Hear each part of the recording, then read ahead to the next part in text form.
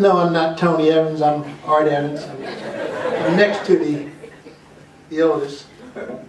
And I was thinking specifically how I would address this talk today, Dad. And I thought about the changes that have occurred in your life since 1929. Changes having to do with cultural changes. You were born, as you know, on the very eve of the Depression. As we entered into the Depression, we had to have Social Security to pull us out. Then, of course, in the 1940s, there was World War II. And then, in the 50s, the Korean War, and then the 60s, the Medicare, and on and on. We've seen all kinds of technological changes. And the question I was concerned about is what has sustained you, and therefore, consequently, has sustained the family. And I think it's summed up in the words that you always talk about, and that is the principles. But I think when you refer to principles, what you're also talking about is the foundation, those pillars which hold and sustain an entire group. And one of those pillars certainly was God and your belief in Jesus Christ. Another pillar was the family. And through your relationship to God, your family came to know Jesus Christ. And through us knowing Jesus Christ, we often had to be involved in various activities. One was the family altar. Every Sunday before church, we would all have to get together and we would all have to say a prayer, starting with the youngest one to the oldest, to mother, father. And then doing supper. Couldn't eat until not only after you said your grace, but you had to say a Bible verse. And everybody had to say a different Bible verse every time you ate. So you couldn't say too much that short one, Jesus wept all the time. You had to come up with another one. I remember on Christmas, one of the things about the Evans household we were known for was Christmas. Because during that time we had more toys than you could blink your eye on. And so all of our cousins knew, well, you want to get to the Evans house very quickly at Christmas because those three boys would have all the toys broke up before anybody came over. But the point that I want to make is that while we were anxious about running downstairs to see what we had received for Christmas, you couldn't go downstairs just yet. In fact, you had to have another family altar and thank God for whatever was downstairs, and everybody had to pray again. Now, of course, those are some of the shortest prayers you ever wanted to see, but those were butts. And the other thing was the assembly. The assembly. And you often talk about the assembly, and we always had to go every Sunday.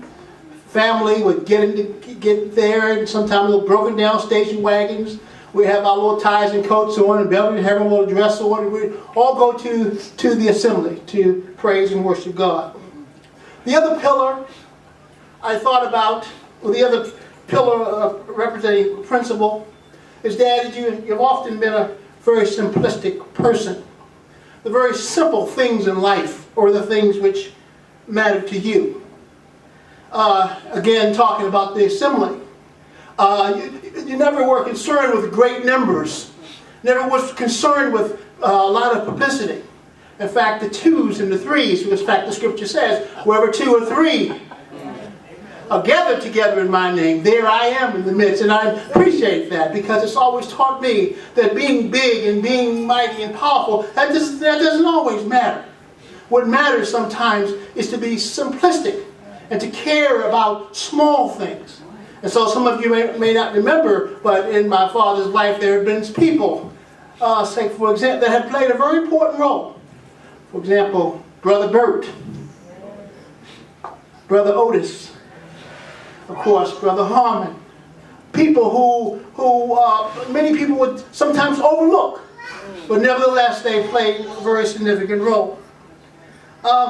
We were taught, you see, being simplistic, always caring about the small man.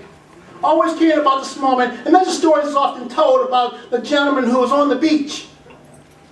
And that gentleman, one of the things about starfish, sometimes the waves bring them in. And sometimes by the millions, they come in on the shore. And if you don't pick them up very quickly, they die. And there was this man, he was walking along the beach, and these millions of shellfish were there, and he was bending down, picking them one at a time, trying to throw them back into the sea so that they wouldn't die. And this other guy walks up to him and he says, "Hey, what are you doing?" The guy says, "I'm trying to throw shellfish back." He says, "There are millions of these things. You couldn't possibly make a difference." And the guy just kept on working. He bent down and picked up another one and threw it into the sea. And he said, "I made a difference in that case." And that's the way I see my father, as a person who makes a difference makes a major difference in a very important way. Another thing, and then I'll end. I know you didn't come to hear a sociological lecture, so I'll end with this. My dad always taught us too not to be leery of what he called the collars. People putting collars around your neck to control you.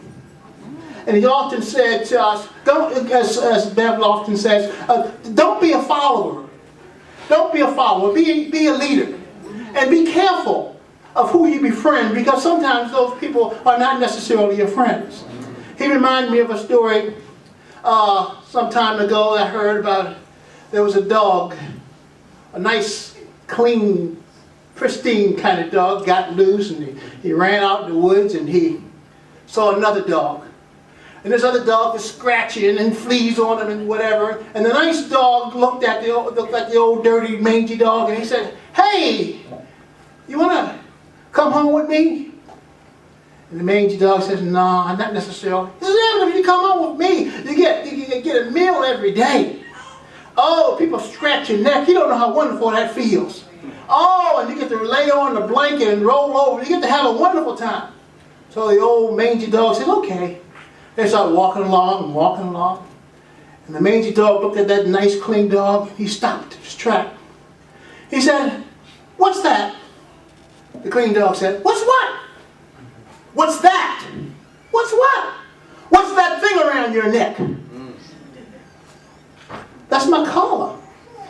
"Your what?" "My collar." "What do you use that for?" "Well, see, sometimes they don't want me around. And they have to pull me and put me in the garage. Or sometimes when people come around, I jump in their laps and whatever, they remove me. They tie me up in the back. But that's not all the time." And the old dirty looking dog said, "That's okay. I don't want the collar." And that's the thing I love about my father. And he's taught me, and I'm sure he's taught all of us. Be leery of the collars. Because once they get that collar around you, then you are controlled. Daddy, I love you. Thank you very much.